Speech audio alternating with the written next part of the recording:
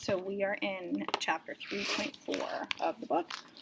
This is called Calm in the Storm. So if you think about this metaphor, if you think about how all of book 3 is called the track of the storm, so here's the calm in the storm, so you sort of know what to expect. It says, Dr. Manette did not return until the morning of the 4th day of his absence. So much of what had happened in that dreadful time as could be kept from the knowledge of Lucy was so well concealed from her that not until long afterward, when France and she were far apart, did she know that 1,100 defenseless prisoners of both sexes and all ages had been killed by the populace. So a ton of people are getting killed. That 4 days and nights had been darkened by this deed of horror, and that the air around her had been tainted by the slain. She only knew that there had been attack upon the prisons, and that all political prisoners had been in danger, and some had been dragged out by the crowd and murdered. To Mr. Lorry, the doctor communicated under an injunction of secrecy, so nobody's telling Lucy what's going on which he had no need to dwell, that the crowd had taken him through a scene to the carnage to the prison of La Force, that in the prison he had found a self-appointed tribunal. This is really important. So the patriots, the former Jacques, the revolutionaries, created this tribunal. So for us it would be like a jury, but the thought when we convene a jury is that it's fair. So this would be people who just decided that they were going to be on this tribunal or jury. So obviously it wouldn't be fair. Before which the prisoners were brought singly, and by which they were rapidly ordered to be put forth to be massacred, or to be released, or in a few cases to be sent back to their cells. That presented by his conductors to this tribunal, he had announced himself by name and profession as having been for 18 years a secret an unaccused prisoner in the Bastille, that one of the bodies so sitting in judgment had risen and identified him, and this man was Defarge. So one of the people on the tribunal is Defarge. That hereupon he had ascertained through the registers on the table that his son-in-law was among the living prisoners, and had pleaded hard to the tribunal, of whom some members were asleep and some awake, some dirty with murder and some clean, some sober, some not, for his life and liberty. So think about like the characters that are sitting on this jury. That in the first frantic greetings lavished on himself, a notable sufferer under the overthrown system, it had been accorded to him to have Charles Darnay brought before the lawless court and examined. That he seemed to be on the point of being at once released, when the tide in his favor met with some unexplained check, not intelligible to the doctor, which led to a few words of secret conference. That the man was sitting as president, then informed Dr. Manette that the prisoner must remain in custody, but should, for his sake, be held inviolate in safe custody. That immediately on a signal, the prisoner was removed to the interior of the prison again, but the doctor, had so strongly pleaded for permission to remain and assure himself that his son-in-law was, through no malice or mischance, delivered to the concourse, whose murderous yells outside the gate had often drawn the proceedings. So the other thing is that he's moved from solitary confinement to in with the general public. The sights he had seen there, with brief snatches of food and sleep by intervals, shall remain untold. The mad joy over the prisoner who was saved had astounded him scarcely less than the mad ferocity against those who were cut to pieces. One prisoner there was, he said, who had been discharged into the street free, but at whom a mistaken savage had thrust a pike as he passed out. Being besought to go to him and dress the wound, the doctor had passed out at the same gate and had found him in the arms of a company of Samaritans who were seated on the bodies of their victims.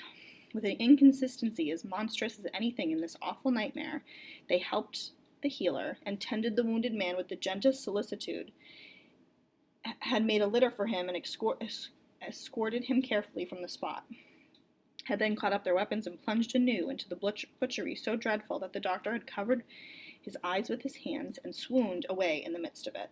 As Mr. Lorry received these confidences, and as he watched the face of his friend, now 62 years of age, a misgiving arose within him that such dread experiences would revive the old danger, so, would relapse him. But he had never seen his friend in his present aspect. He had never at all known him in his present character.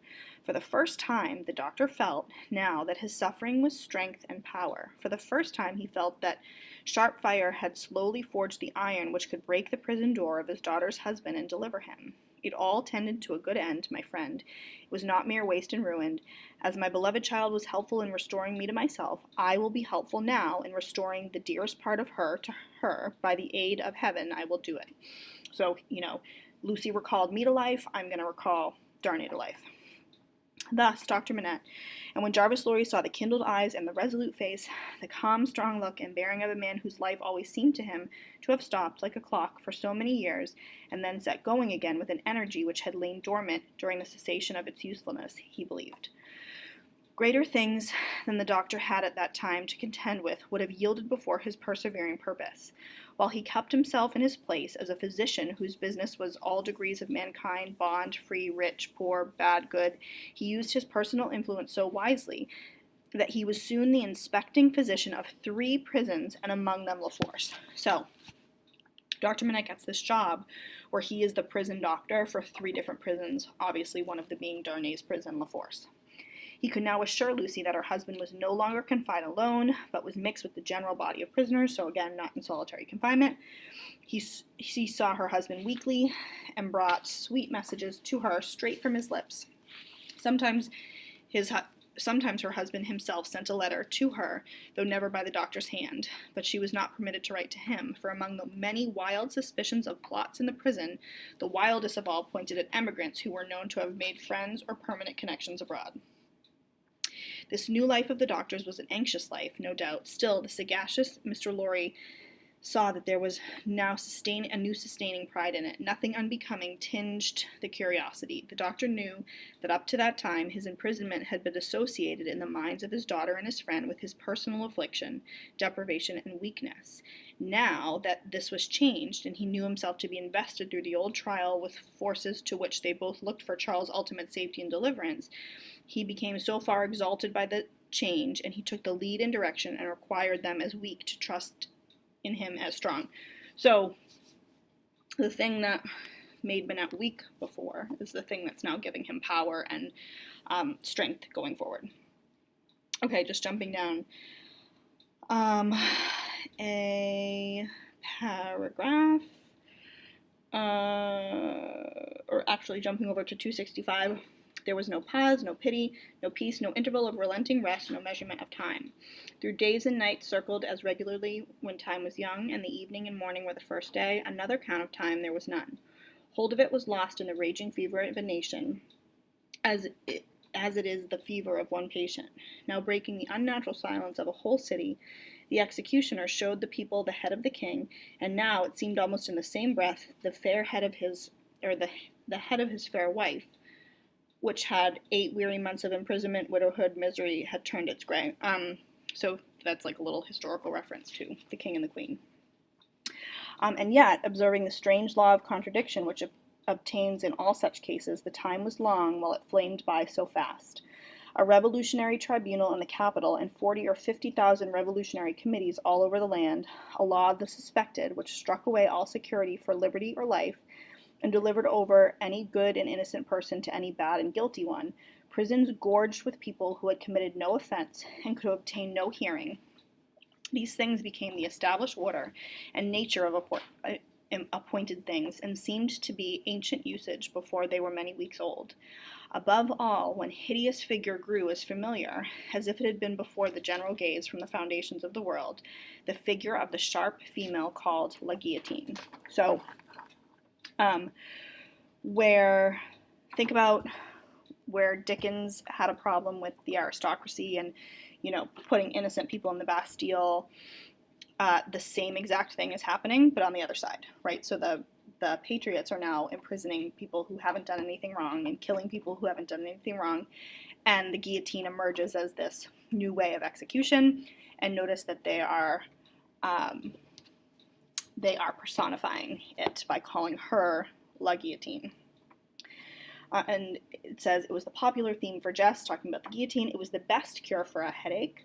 It infallibly prevented the hair from turning gray. It imparted a particular delicacy to the complexion. It was the national razor which saved close.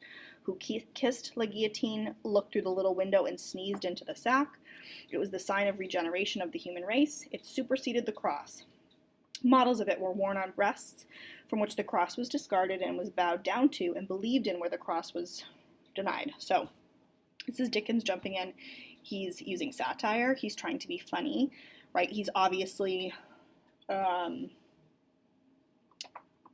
exaggerating his points. He's saying that people wore little baby guillotines around their neck in places of crosses, right? If you think about, a lot of people have a cross necklace, so they wore little guillotine necklaces instead.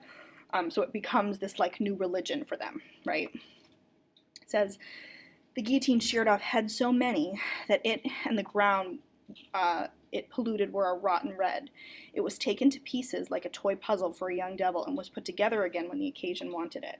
It hushed the eloquent, struck down the powerful, abolished the beautiful and good. 22 friends of high public mark, 21 living and 1 dead. It lopped the heads off in 1 morning in as many minutes. The name of the strong man of old Scripture had descended to the chief functionary who worked it. But so armed, he was stronger than his namesake and blinder, and tore away the gates of God's own temple every day. Among these terrors and the brood belonging to them, the doctor walked with a steady head, confident in his power, consciously persistent in his end, never doubting that he would save Lucy's husband at last. So despite everything that's going on, Manette stays constant. Yet, the current of the time swept by so strong and deep and carried the time away so fiercely that Charles had lain in prison 1 year and 3 months when the doctor was thus steady and confident. So a good amount of time has passed. So much more wicked and distracted had the revolution grown in that December month that the rivers of the South were encumbered with the bodies of the violently drowned by night, and prisoners were shot in lines and squares under the southern wintry sun. Still, the doctor walked among the terrors with a steady hand. No man better known than he in Paris at that day, no man in a stranger situation. Silent, humane, indispensable, in hospital and prison, using his art equally among assassins and victims, he was a man apart. In the exercise of his skill, the appearance and the story of the Bastille captive removed him from all other men. So he's kind of held to this other standard. He was not suspected or brought in question any more than if he had indeed been recalled to life some 18 years before, or were a spirit moving among mortals. And that's it. So basically we have that Manette is able to watch over Darnay in prison. He's able to send messages to him. Manette is using his time in the Bastille now as not his weakness, but as his strength. And the guillotine is the thing that has now emerged as being a huge part of the revolution.